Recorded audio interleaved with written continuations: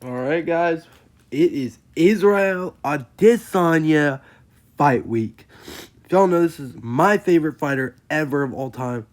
He's finally coming back after that devastating loss to Nasruddin Mavov. Um, let's go. I am so excited for this. I've been waiting on this man's return for so long. Um, yeah, I cannot wait for this fight. Israel Adesanya is just the greatest striker of all time. He's the fourth greatest fighter of all time on the GOAT list. Um, and yeah, he's probably the best kickboxer. He's the greatest UFC kickboxer of all time. MMA kickboxer of all time. One of the greatest MMA boxers of all time. One of the greatest MMA fighters of all time. One of the most skilled fighters of all time. One of the most well-rounded fighters of all time. This man has it all. I could keep glazing him over and over and over again. Now I know if y'all seen my channel for a while, you've seen all the stuff I've said about him leading up to the Nasruddin Yamava fight and the Drake Duplessis fight. But guys, I can assure you this is different. Izzy will actually get it done. However, let me break the fight down. Main event, Israel Adesanya versus Joe Pyfer. I'm going to keep it real with you. I'm not going to be biased. I'm going to start out and say Israel Adesanya is going to win now. I'm not being biased. I'm picking Israel Adesanya. He's going to get the W, guys. He looks really good. He looks fresh. His hair's not as flat anymore. Joe Pyfer looks different too. I hate you, Joe Pyfer. I just want to let you know that. You are going to be brutally finished. So, 5-round fight, main event of UFC Seattle. It's a pretty decent fight card overall if you look at the whole fight card, but it's not great. The main event's obviously wonderful, spectacular. I do like this fight. At first, I was a little confused why I gave him Joe Pyfer, but I looked at it more. It's a decent fight. I think Izzy should have fought someone a little higher up, but it's fine. So, yeah, but like I said, Israel Adesanya, all time, one of the greatest strikers to ever do it. If we're looking at him currently, he's still a great striker. He looked really good in the Nasruddin Yamava fight before he got caught. And he looked really good in the Drake Duplessis fight before he got caught. He looked really good in the Strickland fight until he got caught. It was the same thing. Israel Adesanya, he does really good until he gets caught. Will this be the same case? No, I do not think so. If you compare Joe Pyfer to Drake Duplessis and Amavov, he's way slower than them. And he just doesn't have the quickness and the IQ to hit a big shot like that on Israel Adesanya. Israel Adesanya is also, which I haven't even mentioned yet, one of the greatest to ever do it at keeping his range and distance from his opponents. This is a huge factor on why he's one of the greatest strikers of all time. He was always, like, if you look at prime Izzy highlights, he was so good at keeping his range. I mean, he was so good at not getting hit. Why do you think Izzy always escaped a title defense without getting hit? Because he was so good at keeping the distance and keeping his range for his opponents. And people call him boring for that, but it's smart. It's not boring. It's beautiful. It's beautiful IQ. And that's why he's one of the best to ever do it, and people don't give him his praise. This man is number 4 on my all-time list. He should be in the top 5. Most people list, he should be in everyone's top 10 list at least. People do not they don't give Israel Adesanya enough respect for what he's done for the sport. This man is truly one of the best ever. Also, he's the GOAT of middleweight. He's the greatest middleweight fighter of all time, beating Anderson Silva. I don't care that he was old. He's done more in the sport than he has. But yeah, that's another debate, another topic. Joe Pyfer, he's coming off a good win to Abus Magomedov last year. It's pretty good. He was losing that fight into the knockout, in my opinion. But yeah, Abus Magomedov is unranked. Joe Pyfer is getting out wrestled by him. Pyfer does have okay wrestling as well. But no, I would say the biggest weapon from Joe Pyfer is his power from his hands. His boxing's really not that good. I mean, obviously his boxing's decent, but like he's really slow for a middle. Like he's a slow middleweight. He's not really that explosive. He's not that quick. And he doesn't. I mean, Izzy's gonna see his shots coming a mile away. Obviously, there is that chance that Pyfer can land that shot, and I'm gonna be honest. If Pyfer does land 1 or 2 of those shots, there's a good chance Izzy's going to get wobbled or dropped. His chin is getting worse from all the times he's being finished. Let's just hope Mark Goddard's not the one reffing. I already made a video about it. If Mark Goddard refs, he's going to immediately stop it because he's the worst referee of all time. Joe Pyfer, he just looks to hit you. He has a ton of power in his hands. He's just swinging haymakers. And they just put people's lights out with one hit, and he tries to finish you on the ground. I don't think this shot's going to land Izzy, unless Izzy just looks significantly worse than he has. Because even though he lost these fights against Amavov and Drakis and Strickland, he looked really good before it. In that version of Izzy, before getting dropped and submitted and all that, it looks a lot better than Joe Pyfer. And I don't see Pyfer landing a shot. He's not fast enough to catch Izzy with the way Izzy's style works. Yeah, Joe Pyfer's just not as fast. Now, let's go for the wrestling one. Let's see, his boxing's not working. Move to the grappling room. Izzy has been there, done that, guys. This man is a 2-time middleweight champion with 5 title defenses. Former interim champ. He's been into absolute wars. He's been to absolute snooze fest, too, but that's another story. He knows how to defend the wrestling. I mean, let's think about it. He completely destroyed Martin Vettori twice. He didn't have any problem with his wrestling. We've seen him out-grapple. He out-grappled Alex Pereira, who's like one of the greatest fighters of all time. I know Pereira's not a wrestler, but Izzy can handle himself in these situations. I know most of the people Israel Adesanya's face were strikers, but guys, Joe Pyfer's a boxer too. Wrestling is not his critique.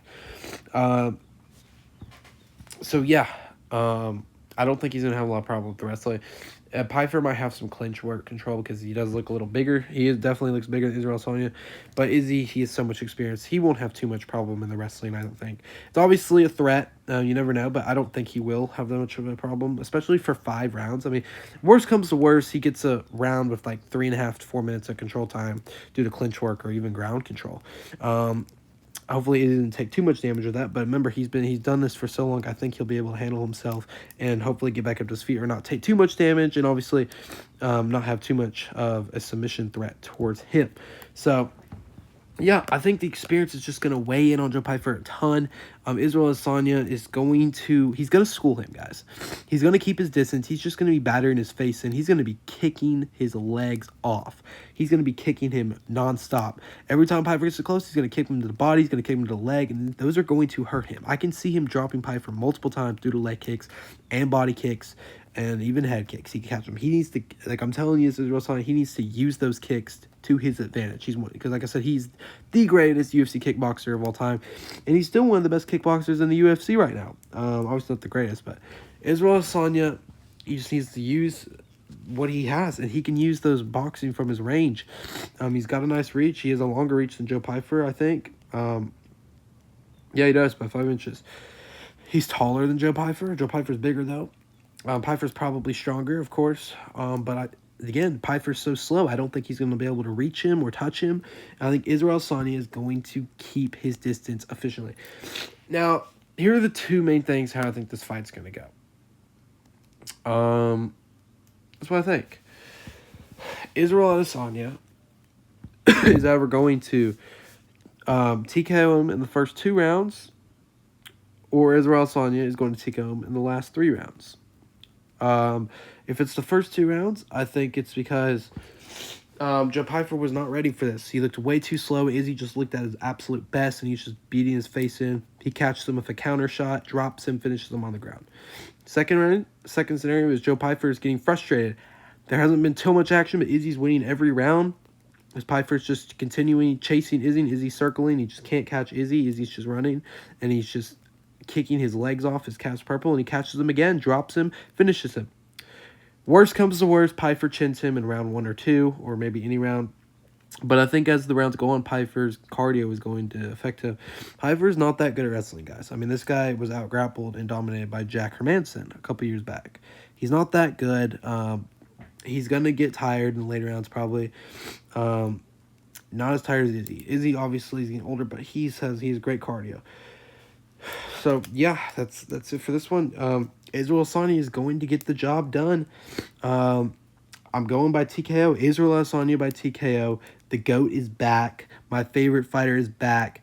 He's going to get the W, guys. Mark my words. Okay, moving on to the co-main event. This is the last fight I'm going to break down. We got Alexa Grasso versus Macy Barber. This is a decent fight. I like this fight. So Alexa Grasso's coming off that loss to Natalia De Silva. I think it was like last May of 2025. She did not look good, guys. She's a boxer, obviously. Her boxing just did not look good. She didn't throw a lot, and she just doesn't have a lot of quickness in her hands. And she just wasn't able to land. She did have her moments. She had a couple. Her best thing is when she can get her opponent crawled up to the cage, and then she can start throwing big shots on him and hurting him. She did that to Natalia De Silva once or twice in that fight, and she did not like that. It hurt her bad. She might have stolen a round because of it. I don't remember, but yeah. So that's what she needs to do. She needs to be on for her key to win this fight. Alexa Grasso needs to be on the front foot, making Maycee Barber run, and she needs to get her up against the fence and start landing those big shots on her. However, Maycee Barber, coming off that win over Karine Silva, fairly recently last year. That was a very close fight. Karine Silva's not that good. It was once again not a great performance for the opponent, Maycee Barber. They both did not have good opponents. However, she did end up getting the win. She was out-grappled by Karine Silva, but Maycee Barber, she's a pretty decent striker, good at keeping her range. She's got a nice kickboxing stance. And she can wrestle too, guys. And this fight's actually really close. 3-round fight. This could go either way. This is a 50-50 fight, I'm be honest. Alexa Grasso, obviously, she's a former champion. Submitted Valentina Shevchenko. I mean, that's really hard to do. It didn't make in the second fight, she handled herself well into a draw. In the third fight, she gets absolutely mauled and dominated.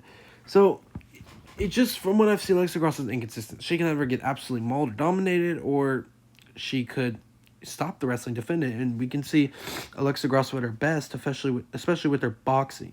I would love to see Alexa Grasso school Maycee Barber with the boxing. Maycee Barber's, coming off a pretty lackluster fight. This is a really hard fight to predict. It's really tough. And I'm not entirely sure who will win this fight. If I had to pick one, I'm going to lean toward Maycee Barber. That might make people mad because I know a lot of people love Alexa Grasso. The only factor is I think it's the age. Alexa Grasso, I don't want to see Alexa Grasso go on a down spiral, but I think we are probably. I think she'll get a couple more wins before her retirement. But Alexa Grasso's not old, by the way. She's in her early 30s. Maycee Barber's 27 years old. But I think Maycee Barber is going to have a way stronger performance from the Karine Silva one. I think she's going to keep her distance well, and I just don't think Alexa Grasso is going to be able to catch her. I think we're going to see a pretty slow Alexa Grasso, pretty similar to Natalia De Silva one, but I could definitely be wrong. I could see myself getting this way wrong, and Alexa Grasso just completely goes out there and dominates. But it's just what I think will happen this time. I think Maycee Barber will have some success in the wrestling. I think a lot of clinch success. I think we're going to see a lot of clinch work. I think it's going to be pretty entertaining on the feet. I think Grasso will definitely have her moments on the feet. And I'm going to go 29-28 Maycee Barber on this one. But it's a 50-50 fight. It could go either way. But, you see Maycee Barber's got... she looks a little bigger, a little stronger. I think we're going to see a lot of clinch action. I think she'll have some takedown success too. We'll see how much damage she leans for that. But I think Maycee Barber will get it done due to being a better all-around fighter. So... those are the two fights specifically breaking down that will go on my prediction record this year. As you'll know, I am 69%. I have a 69% pick rate. Not great, but we're going to get back up there. I'm on like a 5-fight pick win streak, though, so it's going good. Michael Chiesa versus Nico Price is going to be going. Good feature fight. I like this. Both old. Michael Chiesa is probably going to get it done. I heard he's retiring. We'll see, though. Nico Price coming off getting knocked out very badly on the feet. He's just not very good. I'm going Michael Chiesa on that one. Julian Erosa is coming back. That might be a contender series, dude. That could be interesting. Mansour Bill Malik versus this guy. I do not know who that is. Terrence McKinney's coming back versus Kyle Nelson. That could be interesting. And then prelims, Ignacio Spalaus, dude. Ignacio Bahamas versus this guy. I don't know who that is. Well, he got nerfed, Ignacio. We'll see how he does. Chase Hooper's on the card versus Lance Gibson Jr. I hope Chase Cooper can get a dub. Rooting for him. We'll see. Obviously, he's coming off the loss. Martin Tiberius on the card. Number 8 ranked heavyweight versus Tyler Fortune. I've never heard of this guy. Hopefully, this is a good fight. We'll see. Martin Tiberius is like 40, though. I don't know, though. Casey O'Neill, number 12 ranked flyweight versus Gabriel Fernandez. Gabriela Fernandez, number 14 ranked. Casey O'Neill, she's pretty decent. We'll see how that goes. Navajo Sterling, this is Israel Adesanya's guy. These are some good fights, guys, versus Bruno Lopez. Navajo Sterling, still undefeated. We'll see how he does. Ricky Simone's coming back. Adrian Ross. This is a great fight. I love this fight. It's second fight on the card too. I'll be looking forward to that one. And then number 13 was Shawway Alexia Therna, I think, versus Bruna Brasil. Bruna Brasil's good. I've seen her fight before. I've heard of Alexia Therna. This is a good opener fight. So it's a pretty decent card. I'll give it like a 6.5 out of 10. But Israel Adesanya's back. That's the moral of the story. Let's go, Izzy. The GOAT is back. The king is back.